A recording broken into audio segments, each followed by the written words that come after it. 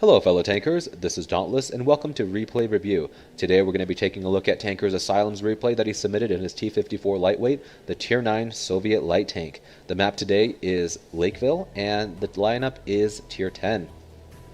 Looking at both teams, they're, skill-wise, they're pretty even. I wouldn't say that one team has a huge advantage right here over the other. The only major thing I'm seeing differently is that their team has more armor. Because they have more heavy tanks and the fact that Platoon 1 has 2 Type 4 heavies as well as their VK4502B, all three of those tanks are very, very difficult to dig out, especially with only one arty on either side. So that could cause a problem for us in the city. We do have an IS-7 to contest it, but the IS-7 is going to have a hard time against that armor unless he loads some gold ammunition. They also have a couple top tier medium tanks, which are good players, and if they push down the 4 line, that could cause problem for our heavies if they're getting shot at into the city. And the major thing that I'm noticing here is the fact that we have a light tank, which happens to be Tankers Asylum, and they do not. This is a huge advantage, especially on this map, because this is going to allow him to get early lights in the middle and have very, very little chance of being spotted. So the smart decision here would be to push down the 4 line and get into the correct bush and to spot things that are pushing across, hopefully those Type 4s. So with that being said, we will get this game started. So one thing that Tankers does immediately that I'm not really a fan of is the fact that he doesn't go straight towards the 4 line. I've watched this replay a couple times now, and I know that he's going to go down that way. So realistically, he should have just swung around this T-62A and pushed around. That cuts down on time and prevents you from harassing your teammates. But he chooses to try to outspeed this T-62A and goes around it, and that causes him to lose a few seconds off his time, as well as possibly annoying that player. The Skoda swings a little bit wide, and Tankers overcorrects, just try to not fall off the edge, and he is able to get down to this position quickly. Now personally, this could be because maybe he has a slower computer and he doesn't want to risk falling off the edge, but generally I like to hug this cliff right here and go straight into this bush and not swing so much around, because this is going to prevent you from getting lit from anything that might be sitting in a bush right here and has line of sight up and through here. But again, they have no light tanks, and so the odds of being lit here are relatively thin. And he does take his time getting into this bush. It's really critical that you get into this bush as quickly as you can, but once he is in it, he does set up correctly. Now, personally for me, when I'm in this bush and I realize that the odds of me getting lit are pretty small, I do tend to turn around so I can get out quickly. But, as of now, because the lack of light tanks, he's probably safe sitting here like this. Now, the AMX M449 gets lit, and he gets 1500 spotting damage just very, very quickly, which is awesome. Now, one thing you'll notice here is that he is in sniper view right now, and in a light tank, you're not going to be doing a lot of shooting. You could be doing asking for assistance, which is fine, but generally I like to be in third person just so I can make sure that there's nothing that could potentially spot me. He gets a little bit more spotting damage here on this Tiger, which is awesome, and he nets himself 2,000 spotting damage within the first minute of the game. That's a great statistic for any light tank at any tier, and he should be very happy about that. But honestly, my scout guides don't go very much more in depth than just initial spotting, and so what he does here next is going to decide whether he wins or loses this game, or how much more damage he's going to be able to farm. Looking at XVM, you'll notice that the majority of the enemy team has been lit. They have a Ferdinand and a RHM that has not been lit, but they are most likely going to be camping along the A line or possibly back in A1, A2 area. One of their Type 4s hasn't been lit, but there he goes, he gets lit. So a lot of things are happening right now on this map. You'll notice that the majority of our team either stayed on the base, down the 4 line, trying to get shots, which is fine, and the rest of our team is in the city. We have one Scorpion G brawling it out with an STB-1 back on our base, and you'll notice the 2 Type 4s, the Patriot, the T-54, and the STB-1 are all pushing the city.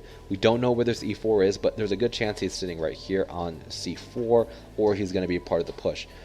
These guys need to turn around and start engaging and worrying about what's going on here. But what Tankers also needs to realize is that he's not going to be able to do much here. He has the best chance of actually pushing forward to this rock here and getting shots into the city. That's going to be his best bet for farming damage. And it looks like that's exactly what he's going to do. It's a good call, Tankers Asylum. I like what you're thinking. And because when you have XVM, you can realize that, there's really nothing left over here to actually try to shoot you. And this is a great position to get in. And when you notice that tanks are actually hugging this building right here, right in the middle, you can actually get shots up into their side. Now, one thing you'll notice here is that Tankers is aiming above the Centurion. The tank actually is visible here, and if I actually take myself out, you can probably see that the silhouette of the vehicle is right here, and he's not moving. He's giving him a free shot right in his butt, and he could probably shoot and catch him on fire or something like that, but Tankers kind of seems to be oblivious about this. And so when you're in a position where you're not sure where the enemy vehicle is, definitely move your tank around a little bit, move your reticle around, and try to get that shot, because you literally have a free shot right there. Could kill him or force him to back off, and you don't take it, and then you move forward into this E4. Now, there are multiple things you could do in this situation. One, look at XVM, realize that the E4 is an orange player and that he's not super skilled. Because of that and the fact that he doesn't have a fully traversable turret, you could actually challenge him here one-on-one in farm 2,000 damage, because realistically, the RHM and the Ferdy are going to be down the 1-2 line, and they're not going to be able to contest you. So, I mean, that would be a decision to push forward, because really the E4 is not paying any attention to you right here, and you do have that opportunity because you committed. Personally, I would have stayed back on E4 where you were previously and get shots up into that Centurion and farm them as more enemies like this M103 push forward, and or these guys fall back because of our guys that are pushing into the city. But really, something needs to happen here, because they have a lot of tanks pushing into our cap, and you know, if you're going to push forward, I would actually commit to it and actually try to take this guy out. But you auto-aim and you put a shot in, which I guess is okay, but you know, the odds of you penning him with an auto-aim, you know, realistically are quite slim. I personally would have aimed at his lower plate, but I would have just charged him and tried to kill him if that was the case, and then possibly take out Artie. Okay, so now you realize that the Centurion is, you know, available for farming. He gets killed, and now it looks like the city is lit. The RHM is lit as well, and so is the M103, and it looks like we won the city. Now, again, these are the scenarios where as a light tank you need to act. I personally would move forward and spot that E4 for our team, because they're going to be getting shot at if you're not careful. And again, it is okay to be taking these shots that you're taking here. You know, it's not super practical to be sitting here, because again, our city or our base is being captured out right now, and you're a tier 9 tank and you're quick. You really should be thinking about either going back or pushing forward, either way. But sitting still and trying to snipe with a light tank is generally not advised, especially in this situation. If there was nothing going on and it was stagnant on both sides, yeah, snipe away, but realistically action needs to happen, and I'm glad you did decide that at this point. You know, you turned around. You know, if this IS-7 wasn't such a good player, he probably would be dead by now, as well as this E4, but we do have two of our best players in top-tier vehicles, you know, trying to defend our cap, and really, this is the only reason why I think we're in this position, and not completely losing. So, again, looking around, you know, they still have a lot of vehicles on our cap, and if it wasn't for our guys that are brawling it out right there, you probably would have lost by now, because they would have capped out. And so this is why it's important. The second you see that huge push down the 1-2 line, you really need to decide to push forward or fall back, and that's something that I would highly recommend. Another thing is that you're driving quite into the open, and you know, these tanks, the Type 4s, they have clear shots on you, and if you turn your rear to them and they are shooting their big HE guns, then they have the opportunity to one-shot you realistically, and that's something that you probably don't want to happen. So I would have personally taken this road around here, and if you're trying to get to where your allies are, I would have pushed around the city here, or maybe even here, and get up into this position instead of risking getting shot. But you are taking some invasive maneuvers, which is nice, and you turn around and it looks like you're going to try to engage. Now, you're obviously lit when you drove across here, and it's only been about 5 seconds since you were last lit, so peeking out again, you're going to get yourself absolutely wrecked by pulling out, and this is a huge mistake. And it looks like you are trying to use your gun to shoot them. At this point, I would have also had my gold rounds loaded, because look at all those targets. They all have great armor, and you're going to have extremely hard time penetrating them, especially from a light tank. I personally, instead of pushing out into this position, would have fallen back and peeked from here, or peeked from over in this area here, so you're far enough away where you risk not getting lit.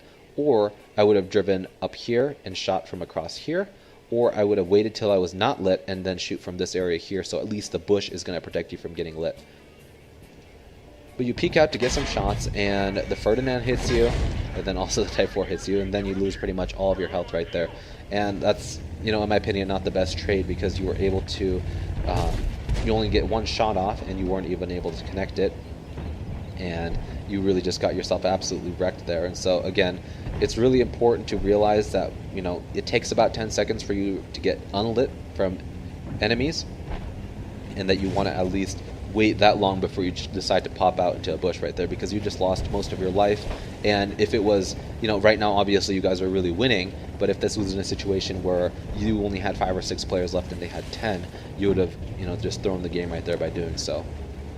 Anyway, it looks like you're trying to light the E4 here. At this point, with the little HP that you have and the skill level of that E4, I would have just rushed across down to where that Carnarvon is, because the odds of you getting lit by that are so slim, and you really want to try to get that extra damage. You got some good initial spotting at the beginning, which, was semi-lucky, I guess, that you had allies shooting for you, that you didn't get counter-spotted by a light tank, so you were able to get that initial 2200 damage at the beginning. But right now, in terms of more spotting or more damage, you're really actually not doing much to maximize that. And you have to always be thinking, especially in a high tier light tank like this, where can I keep my gun shooting, or where can I get spots for my allies?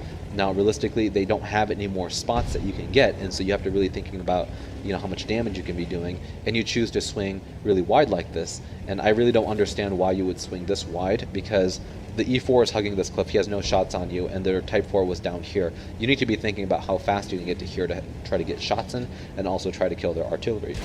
If you had pushed from here through this area down the 4 line, or also pushed across from here, you'd probably be right around where that Carnarvon is by now, and you would have been able to either distract or track him and actually get some assist damage for tracking. But again, you swung really wide, and I personally would have just gotten in there as fast and quickly as possible.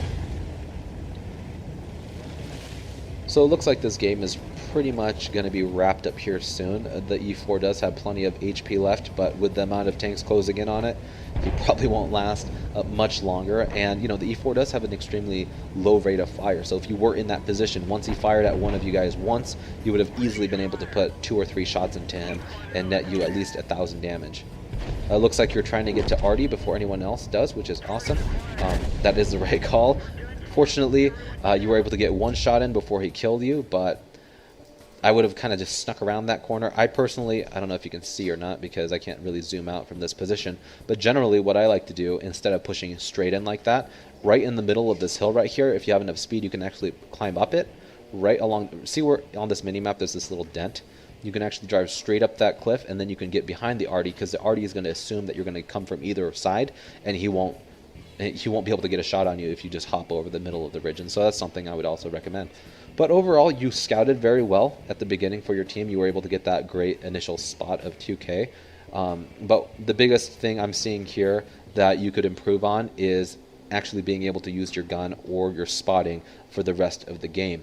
Again, unfortunately, my scouting guys don't really go into talking about what you can do for post-game like this, but really, sitting in the middle like that taking snapshots is something that I would not advise, especially when your 1-2 line has fallen, or there's a big opening here where you could take. And personally, if I was in your situation after that spotting, I would have been more aggressive, pushed forward, get as many shots as I could, and killed that Centurion Action X, and then push forward. When I spotted that E4, I would have taken advantage and just circled him and killed him, and then finished off Artie. And then after that point, I would have been able to go down the 1-2 line from behind and completely flank these guys.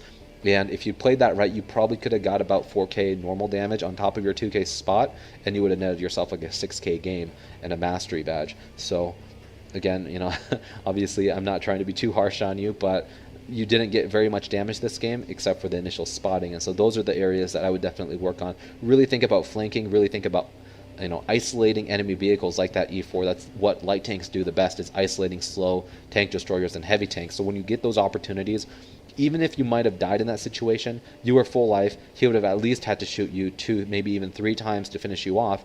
And because of that, your DPM would out DPM him, you would have been able to kill him most likely. And even if you weren't able to, and you only got him down to like 500 health, that would have still been another 1,500 damage instead of the 500 that you got for this replay. So again, look at those situations where you can farm damage and flank enemies, and you will see your damage output and your light tanks go up, as well as your win rate. So anyway, hopefully that was helpful, tankers, and hopefully it wasn't too critical. I know I was pretty harsh in this replay, but maybe that